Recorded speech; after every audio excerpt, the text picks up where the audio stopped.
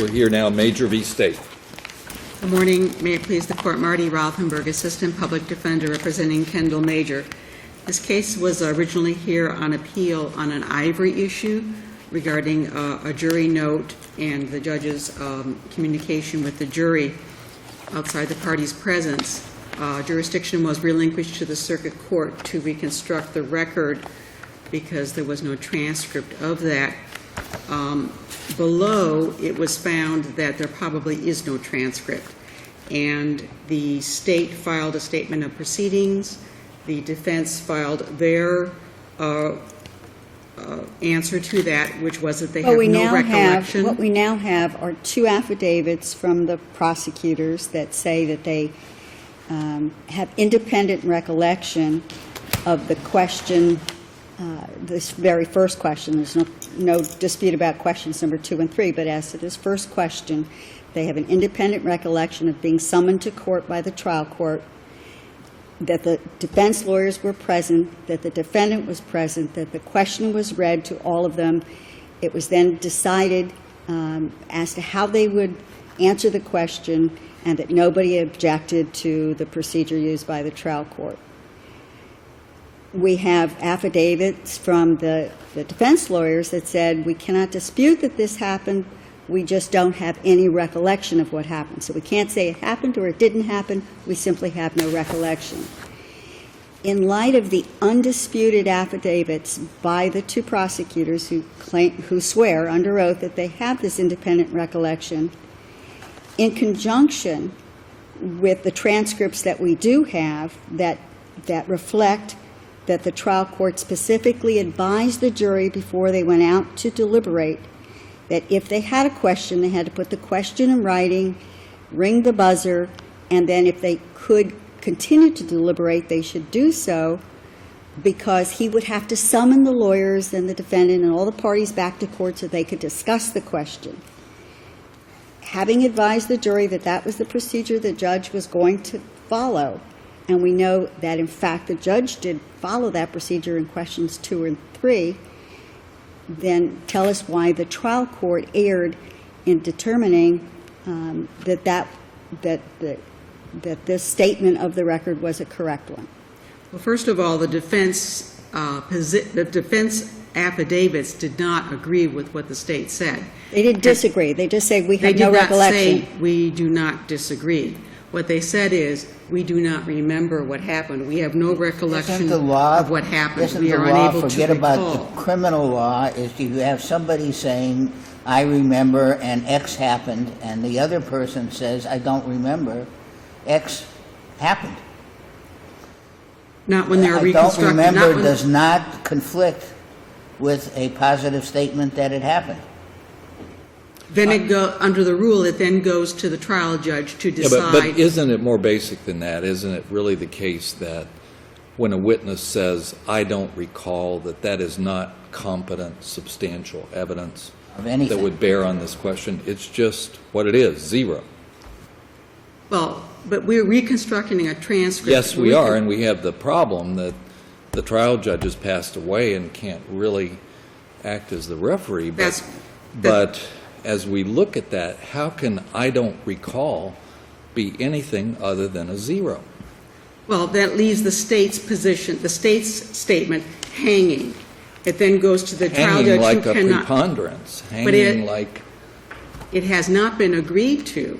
So but it hasn't been negated in any way. It's uncontradicted. By them not recalling. It's uncontradicted evidence that it happened. It doesn't mean it's the truth. It does not mean that it did happen. Well, you know, you're talking about Immanuel Kant. We're talking about the law of Florida. Well, the law says is that the trial judge is then may act as the arbiter, since the trial judge cannot act as the arbiter. There is nothing to arbitrate. And if there were something to arbitrate, the arbitration would still be with the trial judge, like any other issue of fact. It doesn't have to be this, Ms. Rothenberg, it doesn't have to be the same trier of fact. It just says submitted to the lower tribunal in the rule. Well, it has to be the same. In 9.200B, it's submitted to the lower tribunal to reconstruct. That's correct. But in terms of arbitrating the disputes and the If facts, there was a dispute. it would have to go to the judge who was there. Why, And that is not true. You This say ju- that, it is not true. That is what the cases say. The cases that in my brief say that the trial judge acts as the arbiter of the facts, the judge who was there. Now, this judge understood that he could not do that. There was no dispute at the hearing below that this judge, the successor judge, could not do that. If the evidence had been disputed, if there was an affidavit from the defense lawyers that said, we have an independent recollection and we were never called in to have this question read. We were unaware of this question until this became an issue on appeal. Then the trial court would be in a position of having to determine credibility of witnesses and to rely on the trial court's own recollection, which in this case he did not have. No, I realize that would be easier. But there is no dispute that the judge has to resolve.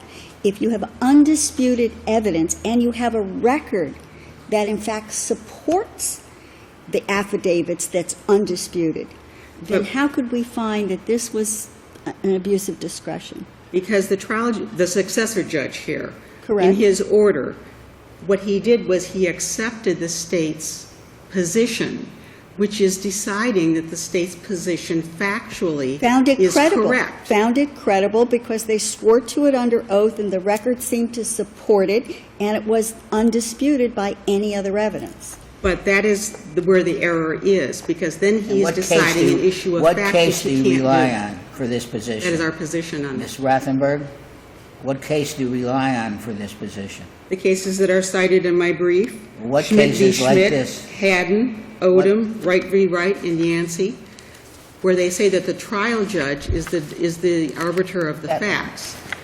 The successor judge here knew that he could not arbitrate facts. He was wrong.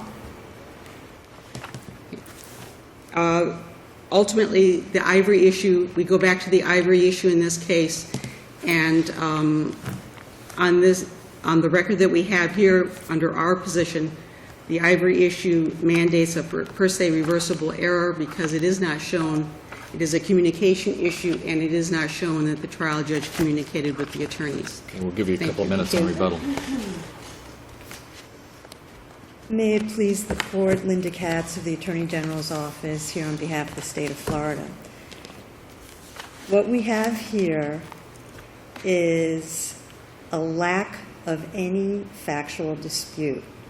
We have the representation of the You attorneys. think we understand that? I do, and therefore, we now have a reconstructed record that disputes any Ivory issue. Not only do we know, based on the reconstructed record, that all attorneys were present and consulted, but we also know, based on the record, that the defense attorneys specifically agreed to the response provided to the jury on question number 1. Therefore, the issue has been waived. Hazouri says this is per se reversible error, does not say this is fundamental error.